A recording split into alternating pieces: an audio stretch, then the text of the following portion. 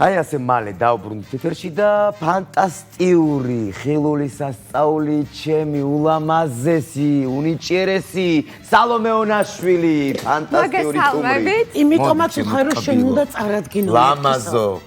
მიხარია თქვენთან შეხვედრა და ჩვენს მაყურებელთან.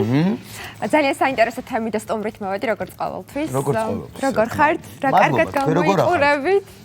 თქვენ გითხარით თუმცა ძალიან გვაინტერესებს. დღეს ვფიქრობ საკმაოდ საჭიროა და აქტუალური თემა მოგიმზადოთ, რომელიც კანის კინოფესტივალმა კიდევ ერთხელ წამოწია წინ. კანის კინოფესტივალის შემდეგ გავრცელდა ჰოლივუდის ვარსკვლავების ფოტოები, ალბათ თქვენც ნახავდით, სადაც ნათლად ჩანს, რომ მათაც აქვთ სახაზე გამონაყარით მანაოჭი და ყვითელი პრესა და არა მარტო. აქტიურად განიხილავდა ვარსკვლავების ამ პრობლემას, რადგან იქამდე მიჩვეულები ვიყავით, რომ მათ საოცრად პრიალა სახისგანი აქვთ. იმდენად რომ არაერთი ადამიანის განსაკუთრებით თინეიჯერების და ქალბატონების დეპრესიის მიზეზადაც კი ქცეულა. ადამიანების თვითშეფასებაზე ახდენს გავლენას და უამრავ მათგანს აკომპლექსებს, რადგან ცდილობენ მიაღწიონ ისეთი სახისგანს და ვერ აღწევენ.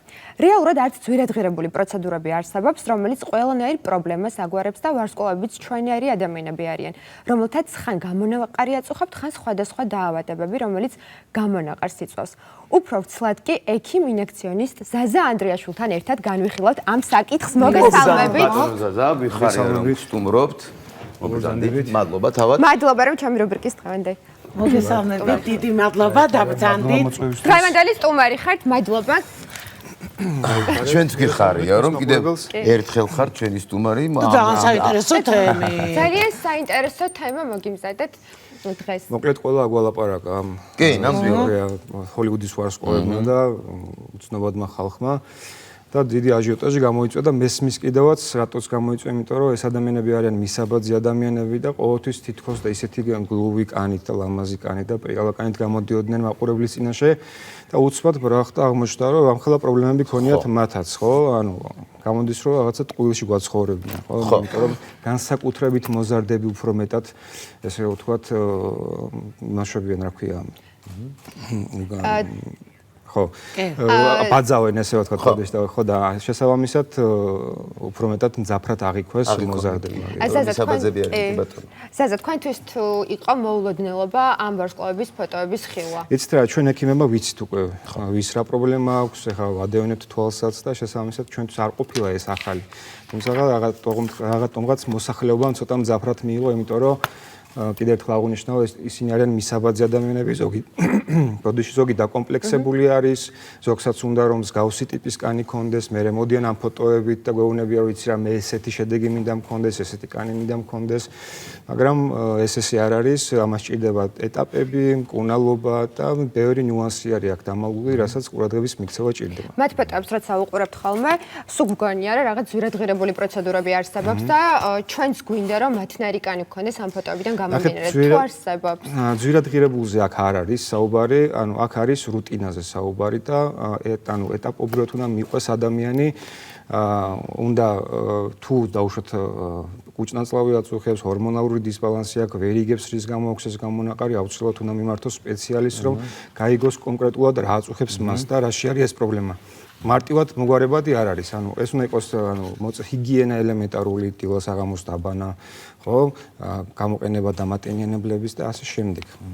თუ მოსულან თქვენთან პაციენტები და უნახიათ რომელიმე ვარსკვლავის ფოტო და უნახავთ სახის კანი მაგალითად რომ ასე უნდა გქონდეთ ტუჩი, ცხვირი, მსგავს შემთხვევაში და თქვენ ესაუბრებით. ძალიან ბევრი და ყველა ადამიანი არის ინდივიდუალურად ლამაზი. ყველა ერთმანეთს ვერ დაიმსგავსება. შეიძლება ჩვენ ადამიანები ხელებით, ფეხებით, თავით გავართ ერთმანეთს, ხო?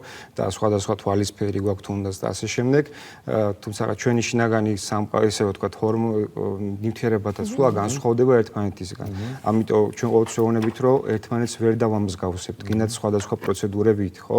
ამიტომ საჭირო არის გამოკვლევა, რა პრობლემა ჭირს, საიდან მომდინარეობს ეს პრობლემა, ზოგი არასწორად იკვებება, ზოგს ჰორმონალური დისბალანსი აქვს, ზოგსაც გენეტიკური ფაქტორი არის, ხო? არასწორ მაკიაჟს იყენებენ, არასწორ კრემებს იყენებენ, არასწორმა კრემების გამოყენებამ შეიძლება ალერგიული რეაქციები წამოიწიოს და უფრო მეტად გაართულოს, ამიტომ ვუხსნით, რომ ამაში მარტო ეს მოხვიდე და იცი რა, მე ესეთი კანი მინდა, ეგრე არ არის. ჩვენ უნდა მოხდეს ამის გამოკვლევა. ამის გამოკვლევა რომ მოხდეს, უნდა მივიდეს სპეციალურ დაწესებულებაში, სადაც კარგი სპეციალისტები არიან და შესაბამისად კარგად გამოიკვლევენ, ხო? მე არ ვეთანხმები ერთ ფაქტს, ყველას უნიშნავენ რო უკუტანს და ყველას უნიშნავენ აკნე ტრენდს, ხო? ეს ხო არ არის ანგრევს ორგანიზმს, ხო? ესე მივხვდა დაინახო გამონაყარი და ადგე და ეგრევე დაიწყო მკურნალობა, ხო ესეა? ეს პრეპარატი დაახლოებით როგორ აისახება ჩვენს ორგანიზმზე? ანგრევთ ახსენეთ. ანგრევს იმ თვალსაზრისით ქალბატონებში მაგალითად რეპროდუქციულ სისტემას უღრტყავს, ღვიძლს უღრტყავს, ეს ხო იფილტრება ღვიძლში ყველაფერი შესაბამისად ძალიან სავალალო აკნე ტრენდს ვინც იყენებს დაუშვათ და აქეცილი აქვს სულ სახე და სულ მერე მაგაზე იტანჯებიან. და რეალურად მერე უკვე კი შეიძლება გამოსწორდეს ეს პრობლემა, მაგრამ დროებით შეიძლება იყოს და ისევ დაეწყოთ იგივე. რა პრობლემებს იწვევს? რა ეს პრეპარატი და გვერდითი აი როგორც ეფექტები ეგან ვახსენეთ, ყველაზე ცუდი რაც შეიძლება გამოიწვიოს არის რეპროდუქციულ სისტემაზე დარტყმა, ღვიძლზე დარტყმა და ასე შემდეგ. თმას აშლობს როგორც ვიცი კანს. თმები ცვენადი, ფრჩხილები მტრევადი და ეს უკვე როგორ თქვა, ხილული რაც არის პრობლემა. და როგორც ვიცი ფსიქოლოგიურადაც უფრო სენსიტიური ხდება ამ დროს რა ადამიანი. ამიტომაც მე წინააღმდეგი ვარ ამ ყველაფრის. პირველ რიგში რაც უნდა გააკეთოს მოზარდებმაც თუნდაც და არა მარტო მოზარდებმაც უნდა მიმართონ დერმატოლოგს აუცილებლად, უნდა ჩაიტარონ გამოკვლევები, საიდან მომდინარეობს, აუცილებლად უნდა იყოს გაკონტროლებული კვების რეჟიმი, ან დღის რუტინა როგორი აქვთ, ხო? და ეს ყველაფერი უკვე გამოკვლეული იქნება, მე უკვე უნდა გადავიდეთ მკურნალობაზე. აი, წეგან ვახსენეთ მოზარდების, ძალიან ისე მძაფრად აღიქვამენ და ბულინგის მსხვერპლი ხდებიან. გადატრიალს. ხშირად ამბობენ ხოლმე. ყველას ქონია, მეც ქონია სკოლაში, სკოლის პერიოდში ხა. ხო, მოზარდობის პერიოდში ყველას ქონია ეს პრობლემა, მაგრამ ზოგი მძაფრად აღიქვავს და ზოგი არც აქცევს ყურადღებას რა. ხო, ვიღაცასთან უგრძელდება, ვიღაცას სხვათა შორის აი მშობლები მოდიან ხოლმე ამ კითხვით, რომ აი როგორ უშველოთ და გადატეხის ასაკში როგორ იმას ვქნათ, ხო ეს პრობლემა. ჯერ ვფიქრობ, რომ უნდა დაველოდოთ, ანუ გადაიაროს გადატეხის ასაკი და ანუ არ უნდა ვიჩქაროთ, აი გავჭყიპოთ ბავშვები. ანუ ამას ექიმი არ ჭირდება პირდაპირ წამსვლა. გაიივლის ის ასე, რა თქმა უნდა, დაბანა და ეს რაღაც ჰიგიენა აუცილებელი არის. და სხვათა შორის არც ბევრი გადაჭარბებული დაბანა არ შეიძლება, იმიტომ რომ ფორები შეიძლება უფრო მეტად გახსნას და იმუნური სისტემა ვეღარ მოხდეს დაცვა, ინფექცია შეიჭრას და ამან გამოიწვიოს აკნე. ხო, ამიტომ ამას ჭირდება პერიოდი, რომ ალაგდეს. თუ უკვე 20 წლის ასაკისთვის ვერ მოხანუ, ისევ აქვს ეს პრობლემა. მე უკვე უნდა მივიდეს დაწესებულებაში. რამდენ საფეხურიანი რუტინა უნდა იყოს ზაზა, რომ თავს მოვუაროთ, იმიტომ რომ ნორმალური რუტინა. პირველ რიგში უნდა თუ მაკიაჟს, თუ ქალბატონებზე საუბრობ და გოგონებზე, პირველ რიგში უნდა შეირჩეს კარგი მაკიაჟი და ხარისხიანი მაკიაჟი. მეორე დილა-საღამოს აუცილებელი არის, რომ სპეციალური საშუალებებით მოხდეს დაბანა, არ ვიძახე ხა მაინც სპეციალური საშუალებებით მოხდეს დაბანა, მოწესრიგება და დამატენიანებლების გამოყენება. აუცილებელი არის კიდე ის რა ქვია, მზის დამცავ SPF-ი. ეხლა წამოვიდა მაგაზე ის რა ქვია, საუბრები თითქოს და ეს აზიანებს და არ არის ეგრე. ორნაირი SPF-იც არსებობს, ბუნებრივი მცენარეული და არამცენარეულიც.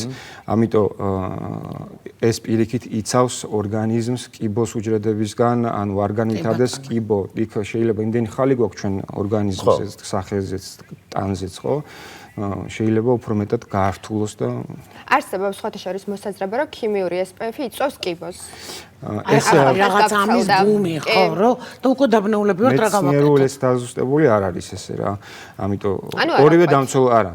ორივე D ვიტამინზე უფრო იყო კიდე D ვიტამინი არ გამუშავდება, მაგრამ არა, ის D ვიტამინს ჩვენ ვიღებთ როგორც საკვებიდანაც, ასევე ультраისფერისხმებით დასხების დროს. მაპატიეთ რომ გაწყვეტინათ დრო რო ცოტა გვაქვს, აქვე უნდა გკითხოთ. აი რუტინაზე საუბრობდა სალომე. მე სხვათაობა ვარ, ჩვენ ვიცოდით სახე დავიბანეთ კვებავი, წავისვით ღამის, კვებავი დღისით დამატენიანებელი. აი ახლა გამოვიდა რაღაც რომ დღისითაც ღამეთ შეიძლება ეს საცხი წაისვა. რამდენად აუ მისაღები არის ეს ყველაფერი. ანუ საცხზე რაც გულისხმობ, დამატენიანებელს გულისხმობ. დამატენიანებელი სულ უნდა ისვათ თუ გაქვს გამომშრალი კანი. აქაც საკითხავი არის, შრატები არის, კიდე რა. არსებობს დღის შრატი, არსებობს ღამის შრატი, ამ შრატთან ერთად მე უნდა წაისვათ დამატენიანებელი. სამბოლო საფეხურიან რუტინებს გურჩამეთქვა ზოგჯერ და რამდენად სწორია ეს? ნახე, აი ეს ჩვენ რო არის ხო რეკომენდირებული რომ ამდენი პროდუქცია გამოვიყენეთ, ამდენი რუტინა. ზოგს არა აქვს მაგის საშუალება. ამიტომ ვიზახი მაგას რომ ჯერ უნდა გაირჩეს როგორი კანის ტიპი აქვს პაციენტს. მშრალი აქვს, კომბინირებული აქვს, ცხიმიანი კანი აქვს და ალერგიასთან მიდრეკილი კანი. ძალიან ისეთი ხო, ამიტომ შესაბამისად ესე ვურჩიოთ რთული არის, ჯერ უნდა დადგინდეს როგორი კანის ტიპი აქვს და მე უკვე შეირჩეს როგორი რუტინა ექნება დღის განმავლობაში. თქვათ მაგალითად მშრალი კანი აქვს. ხო. რა უნდა გამოიყენოს? დამატენიანებლები აუცილებლად. ხო? ანუ გააჩნია კიდე რა პრობლემა აქვს ცხიმია კანს, ესე რომ ვთქვათ, არ ვუნიშნავთ, ახლა რო ვთქვათ, რომ უფრო მეტად ხო.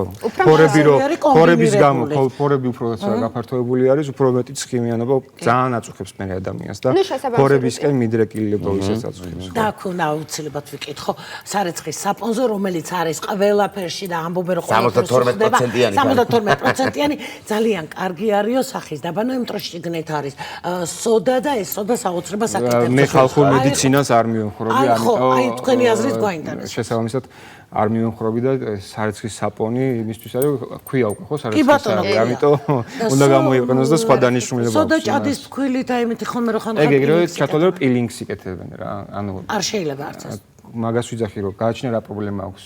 ამიტომ ხალხურ მედიცინას მე არ მივემხრობ. გასაგებია. არ უნდა მოვიდეს, ნახოთ, თუ ლაქები აქვს, თუ პოსტ აკნეს ისინი აქვს, რა ქვია, ნაწიბურები აქვს ამ შემთხვევაში ძალიან კარგი არის პილინგები და პილინგები. სხვათა შორის აკნის დროსაც გამოვიყენებთ პილინგებს. აი ჩვენ რა მოიწურა? ძალიან დიდი მადლობა საინტერესო რჩევებისთვის. პირიქით მადლობა თქვენ რომ კიდევ მომისვეთ გელოდებით აუცილებლად. მადლობა ნატუკა და ანრი. მადლობა სალომე შენასთი არაჩვეულებრივი სტუმრისთვის და საინტერესო თემისთვის დღევანდელი დღეც საინტერესო შედგა და გამოვიდა. კარგი ვფიქრობ უნდა გისურვოთ ძალიან ბევრი სიკეთე, სიხარული და მშვიდობიანი დღე. ბედნიერად დროებით.